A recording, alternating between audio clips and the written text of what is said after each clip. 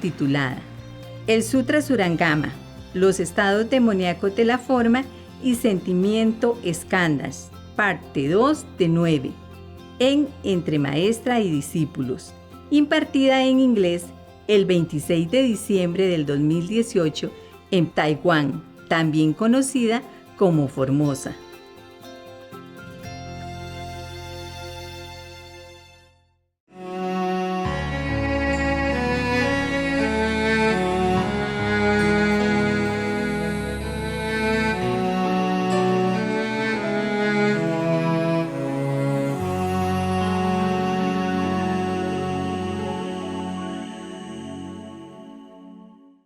And then, but his body remained intact and unharmed. This state, when you reach this state, it is called the pure light surging through one's physical body, even surging through your physical body as well, not just in front of you, but it does surge through, not surge, surging, running through, and strongly.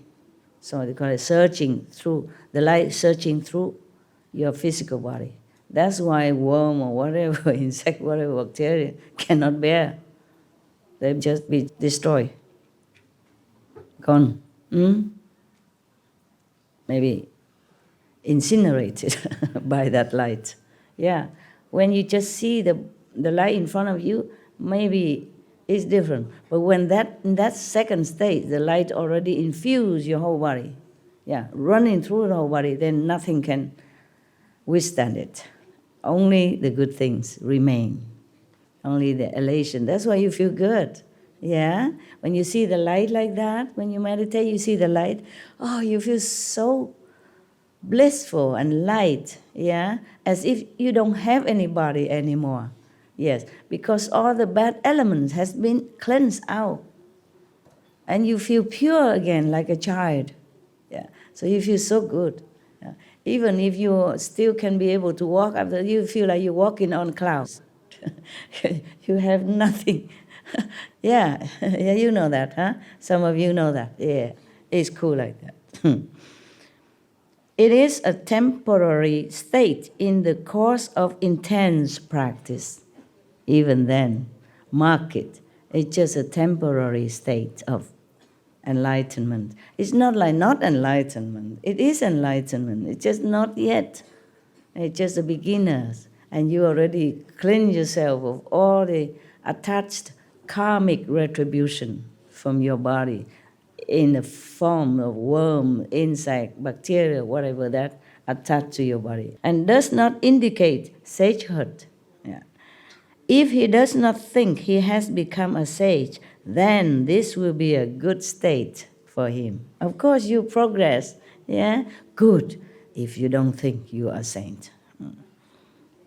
Insane, maybe. Because you will feel too happy, if people see you dancing happy, smiling all the time, all by yourself and singing Buddha's prayer, God's prayer, people will think, oh, this guy cuckoo. He talked to himself, he's happy, dancing all alone with no reason, Maybe hugging other people and all that. Try not to, okay? This world, they are not used to with this kind of ecstatic state of mind. And like unconditional, love. It's just too carefree. You might even take off your clothes, dancing alone, Possible. No, possible. It's nothing to laugh at. Because you couldn't care less, You just don't feel like you're taking off clothes or anything. It's just natural, okay? That you don't feel like being confined to anything anymore, It's just simple. Just like that. You're like a kid. If you don't want to wear clothes, you just take it off. You think nothing. Only when we grow up that we become a little bit truly judgmental, And then wear this clothes, that clothes, and if you don't, then woe to you. The police will try to wear something on you. If you don't wear clothes, the police will wear something for you, right? That's the problem with our world. But when a kid don't wear nothing, When a little kid, no police would come and put chain on him or her, right? Just when we grow up, what's the difference? When you are a kid, as a boy, maybe just smaller in everything size, but it's still, you don't wear clothes. So why is it when you grow bigger, you wear no clothes, and then you have problem? Huh? St. Francis, when he was still a monk, he's a monk. Sometimes he see people have no clothes outside, he just take off everything, give it to him, and then walk home like that.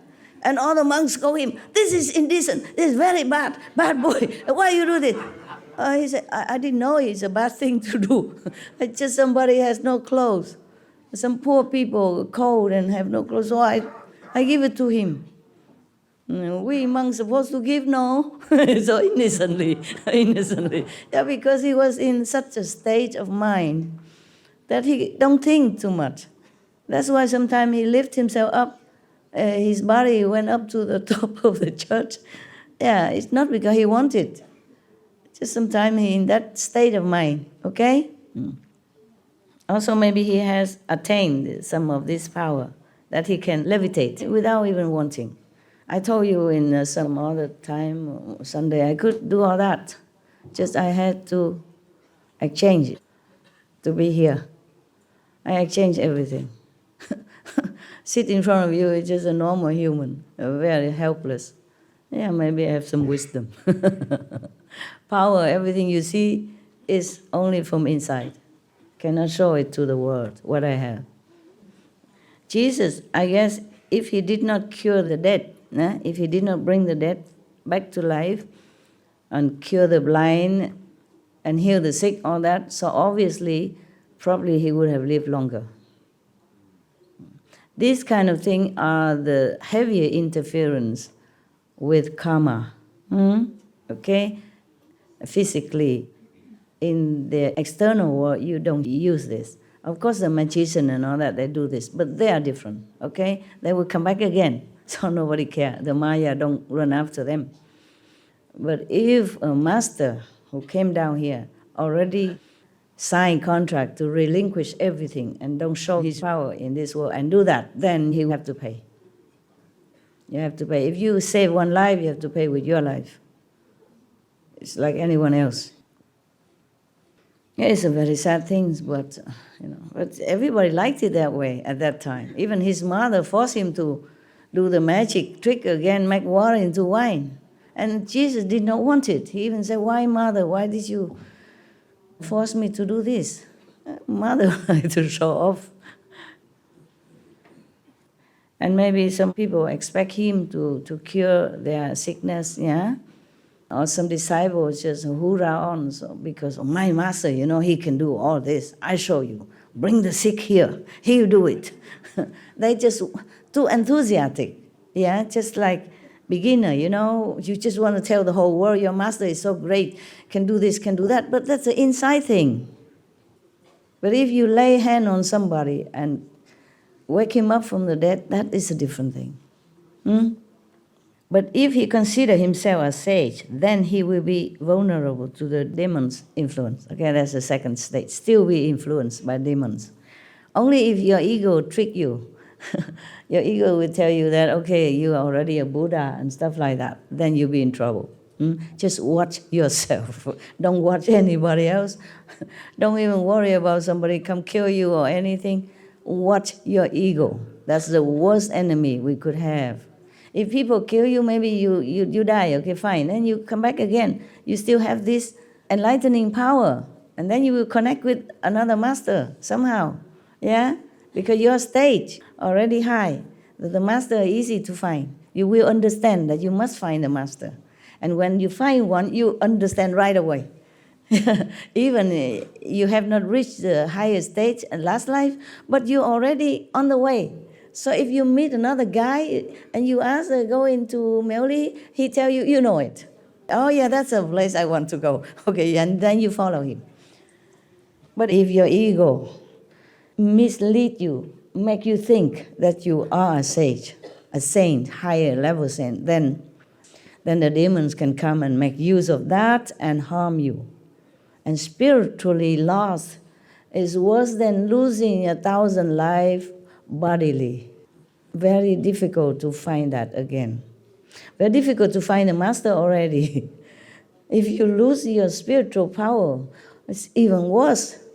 Then you cannot find another master. Because you will be so blurred now. You will not understand that you have to find a master or anything anymore. You just completely mix into the 6 paths of existence. You never think of anything about spiritual or finding a master even. Yeah. You completely forget your purpose to be born as human. Yeah. It's the same in hell. I told you I don't want you to go to hell. You will not remember. You don't know your master's name. You don't know anyone that you can call upon to help. At that time, because you're doomed already. Okay? Finished. Now, this is a 3rd stage. Okay? The Buddha described further. Further, as the person uses his mind to intently investigate inside and outside his physical and spiritual souls, intellect, will, essence, and spirit will be able to interact with one another without affecting his body. Wow, this is another wondrous state. They will take turns as hosts and guests. Then he may suddenly hear the Dhamma being spoken in space. Some of Buddha's disciples at that time heard those things.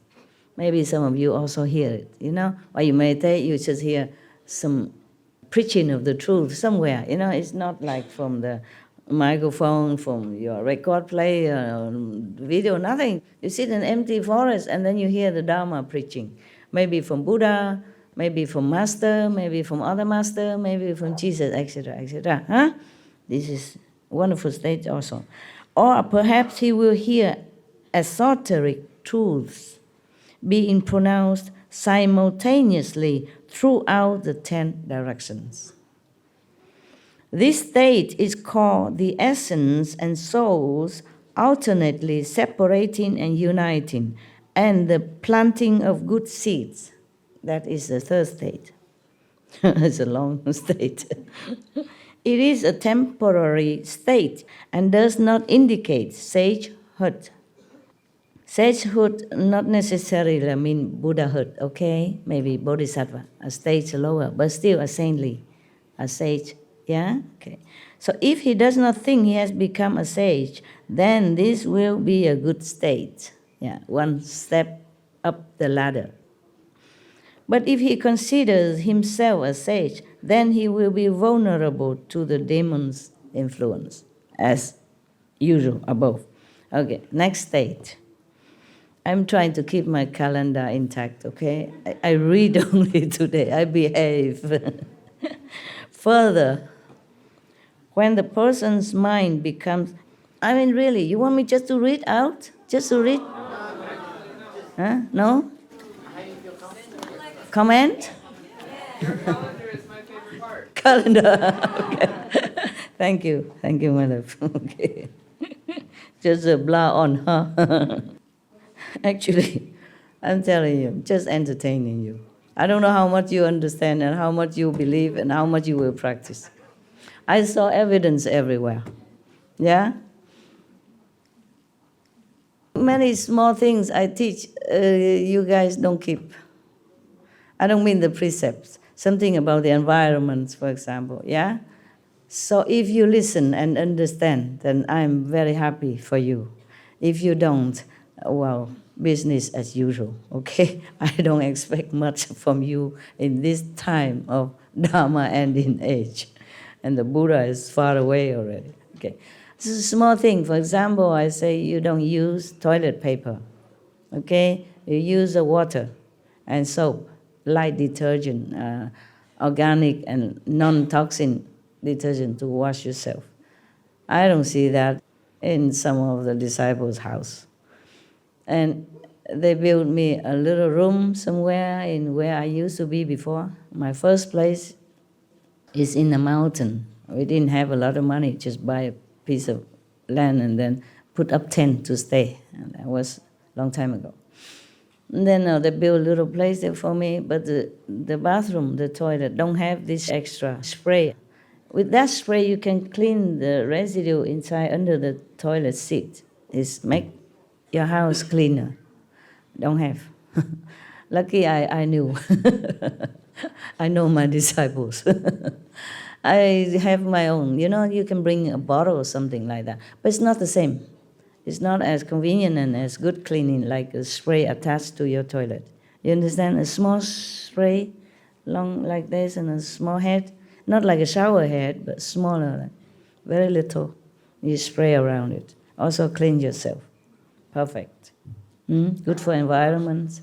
Save a lot of trees. Because sometimes they don't just use a dead tree. They don't have enough time to wait for the tree to die to use it. They just use any trees. Imagine, we're billions of people. Everybody uses a little bit of paper every day. Imagine how many trees have died, flushed down the toilet. How much work has gone to that job. How much pollution for the planet. Because these paper, they use bleach to make it white, so it look it more clean, yeah? But the bleach, you go where, you know, right? Go into your river, yeah, and the sea. And slowly, slowly, river are too polluted to use, the sea are dead, Dead Sea, etc., etc. Not just about money, not just about listening to master teaching. It's about you and your word and the word of your children. This is a very small thing even, very convenient. Just call the plumber, he attach it in no time. You could even do it yourself. I could do it myself also. I don't mean all of you, okay? When I say you in general, okay? I know some of you did it. I know. I asked one of the doctor in Taiwan, he said, we listen to what you said, Master. We don't use toilet paper anymore. But in my own home, my helpers want to use them. So I took all the toilet paper rolls away, I stuck it all in mine, and I say, you don't have any more. And now you use what I told you to use.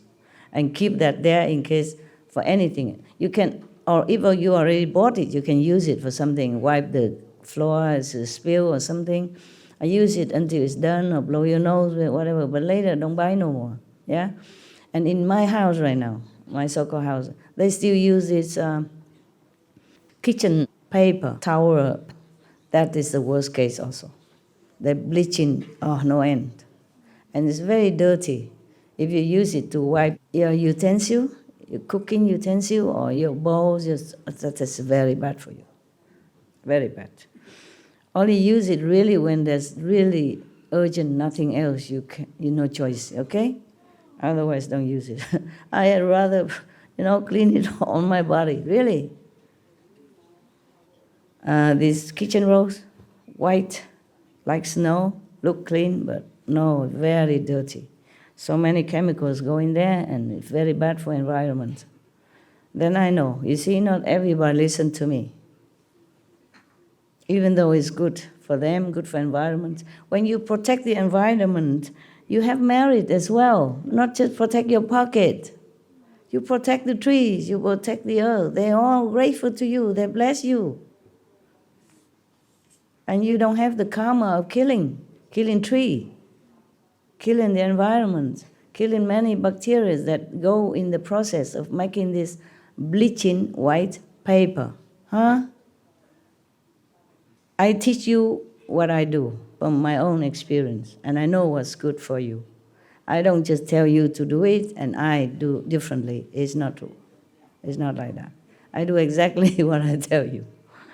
But then if you don't listen, then what can I do? I'm too busy. I can't just go in around chasing who did this, who put this paper, change it quickly. It's too much sometimes, yeah? And I don't use that even. I don't use that. If I don't have any towel, I use my clean clothes to wipe whatever I need to. Yeah. And I use my dirty clothes to wipe my bathroom floor after the shower or something. It's wet. I don't use that kind of paper. I don't use clean towel, so I don't have to wash double. because my bathroom clean anyway, just water, or maybe a little soapy. So the clothes that I change, I use it to wipe. I do everything with the consideration for the next generation as well, okay? Not just I'm comfortable and I don't see anything else. It's not like that. Also with the love for the environment.